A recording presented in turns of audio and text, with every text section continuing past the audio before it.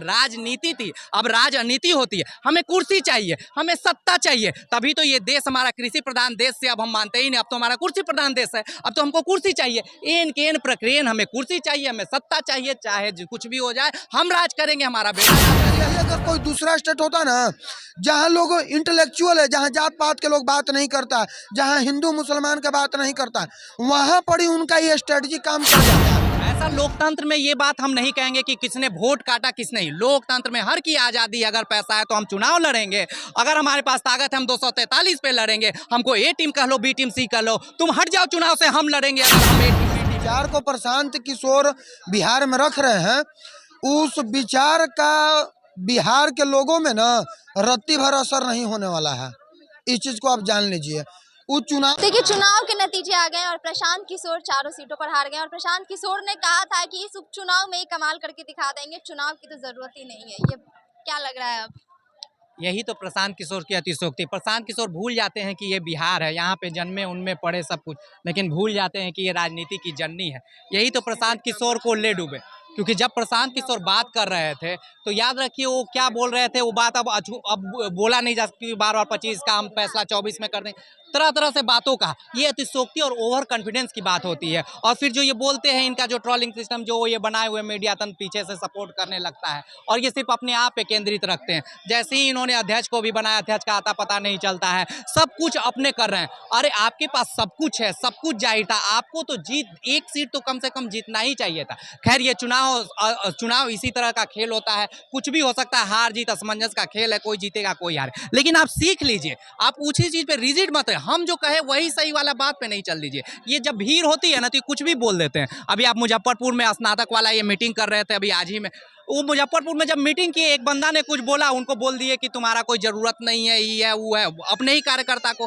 तो इनको अब सीखना होगा इस हार से। वोट अब परसेंटेज हमको कितना मिला चारों चुनाव में, आखिर इतना मत क्यों कर, क्योंकि निर्दलीय से भी 2 में तो बिल्कुल कम आया, तरारी और रामगढ़ तो बिल्कुल गया। एक जो इनका वहाँ पे बेलागंज में था, वो क्योंकि पिछले बार जो निर्दलीय जीता था उससे भी कम आया, लेकिन फिर भी ठीक है। लेकिन इमामगंज में इनका थोड़ा बहुत ज्यादा है। इनको दिक्कत है, इनको समझना पड़ेगा हर रणनीति को। ये आप बनाते थे और आज आप कर रहे हैं। हर चीज एक नया दौर होता है, एक नई खेल होती है, उसमें आपको हर चीज को, हम जो पहले से कर रहे हैं वही चीज यहाँ इंप्लीमेंट कर दें, ऐसा नहीं होता है। एक ही मुद्दा सब जगह काम नहीं करता है। आप देख लो, एक ही मुद्दा उन्होंने एक मुद्दा लाया था, एक आपका सक्सेस हो गया महाराष्ट्र में, वहीं झारखंड में धराशायी हो गए, जामएम बन गया, वहां पे इंडिया आपसे, ये भी आप जान रही है। तो एक ही मुद्दा हर जगह रोटेट नहीं करता है, डेमोक्रेटिक पे चेंज होता है। वहां का लोग, वहां का व्यवहार जब तक आप रीड नहीं करोगे तब तक ऐसे ही मुद्दा को आप समझ नहीं पाओगे। तो एक ही मुद्दा अगर ये राज्य में केंद्रित कर लोगे, पूरे देश का मुद्दा केंद्रित जब कर लोगे ना, और तब मुद्दा लड़ोगे तो राज्य में तो आप हार जाओगे।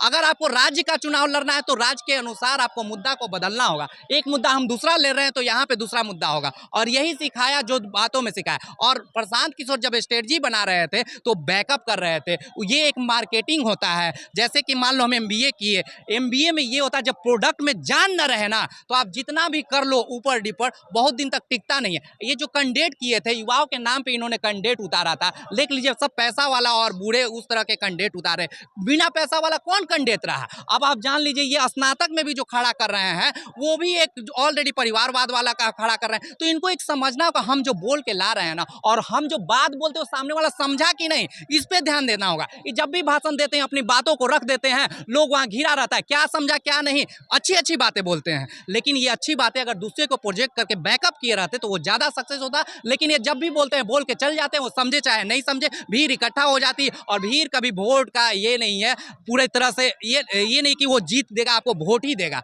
वो आपका गारंटी नहीं है। प्रशांत किशोर फिर किए क्या राजनीति में? आरजेडी का सिर्फ वोट काटे।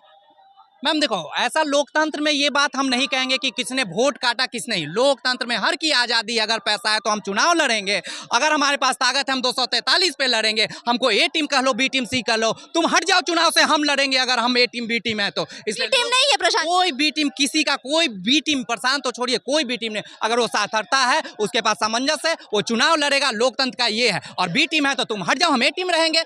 इसलिए लोकतंत्र में कोई चुनाव लड़ता है तो चूंकि हम इसके लिए उसको बी टीम और सी टीम क्योंकि हमको अपोज करना है, हम आपको सी टीम कह देंगे क्योंकि हमको अपोज करना है। और जब पार्टियां अपोज करती हैं उसका कोई मायने नहीं होता है, मायने ये होता है जब कोई पार्टी से जुड़ा नहीं है वो अपोज करे तब मायने होता है, वरना हम हमारे प्रतिद्वंदी हो आप तो हम तो अपोज करेंगे ना भैया। आप बी टीम नहीं, आप सी टीम, आप डी टीम, कुछ भी हम करेंगे क्योंकि हमें जनता है। यही तो हम बोल रहे हैं, ये कुर्सी के लिए राजनीति थी, अब राजनीति होती है। हमें कुर्सी चाहिए, हमें सत्ता चाहिए, तभी तो ये देश हमारा कृषि प्रधान देश से अब हम मानते ही नहीं, अब तो हमारा कुर्सी प्रधान देश है, अब तो हमको कुर्सी चाहिए। एन के एन प्रक्रिया हमें कुर्सी चाहिए, हमें सत्ता चाहिए, चाहे कुछ भी हो जाए हम राज करेंगे, हमारा बेटा राज करेगा। प्रशांत किशोर जी भी एक लॉजिक लेके आए, हम कुछ करेंगे नहीं, हम सिर्फ लोगों को बताएंगे, घूमेंगे, और इन्हें विश्वास नहीं है, इन्हें विश्वास नहीं है धरना प्रदर्शन में, वो भी आपको विश्वास दिला दिया जाएगा। और आप जो बोल रहे हैं कि हम इससे सुलह और ये नहीं करेंगे, सब कुछ करना पड़ेगा। और वो सीख है, ये वहां से इनको सीखना होगा। 25 में पूरा इन्होंने लड़ना होगा, अगर बाउंस पास कर सकते हैं। 25 में क्या होगा, 25 के चुनाव में क्या होगा? प्रशांत किशोर का उपचुनाव में तो गए वो। 25 मैम ये एक सीख देती है, नई पार्टी थी उन्होंने सीखा। परफॉर्मेंस कैसा लगा? पहली बार चुनावी मंच में उतरे प्रशांत किशोर।